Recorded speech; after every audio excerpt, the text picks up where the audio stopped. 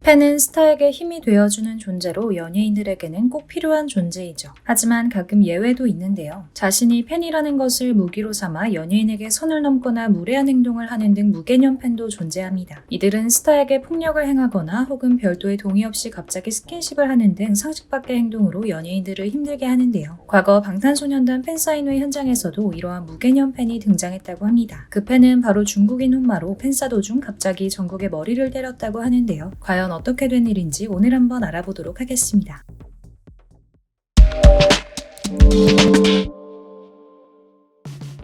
연예인과 팬은 서로 힘이 되어주는 참 특별한 관계입니다. 스타는 자신을 믿고 지지해주는 팬들에게 힘을 얻고 팬들 역시 힘든 시기에 좋아하는 아이돌을 덕질하면서 힘을 얻는데요. 하지만 가끔씩 예외도 있습니다. 바로 연예인들을 힘들게 하는 무개념 팬 때문인데요. 이들은 상식 밖의 행동으로 스타에게 상처를 주고 보는 이들의 눈살을 찌푸리게 합니다. 특히 자신이 좋아하는 연예인을 실제로 가까이서 볼 수 있는 팬사인회에서 이런 이들을 종종 찾을 수 있는데요. 먼저 B1A4 공찬의 경우 과거 멕시코에서 진행한 팬사에서 키스를 당할 뻔한 적이 있다고 하죠. 관련 영상을 보면 한 외국인 팬이 공찬에게 사인해봤던 중 대화하는 척하며 뒷목을 잡고 키스를 시도하는 모습을 확인할 수 있습니다. 다행히 재빨리 얼굴을 빼 위기를 모면한 그는 상당히 놀란 눈치였는데요. 아이콘 윤형 역시 과거 화장품 브랜드 런칭 팬사인회에서 이와 비슷한 일을 겪었습니다. 이날 윤형은 팬들과 함께 셀카를 찍는 이벤트를 가졌는데요. 이때 한 여성 팬이 사진을 찍는 척하며 갑자기 그의 볼에 뽀뽀를 했죠. 이에 윤형은 크게 당황하는 모습을 보였습니다. 많이 놀랐음에도 그는 끝까지 팬에게 매너있게 핸드폰을 건네주며 상황을 마무리했는데요. 무개념 팬들은 이처럼 갑작스러운 스킨십뿐만 아니라 연예인에게 폭력적인 행동을 취하기도 하죠. 심지어 방탄소년단 정국은 팬에 의해 머리를 맞기도 했다고 합니다. 이날 정국은 부산에서 팬사인회를 하고 있었는데요.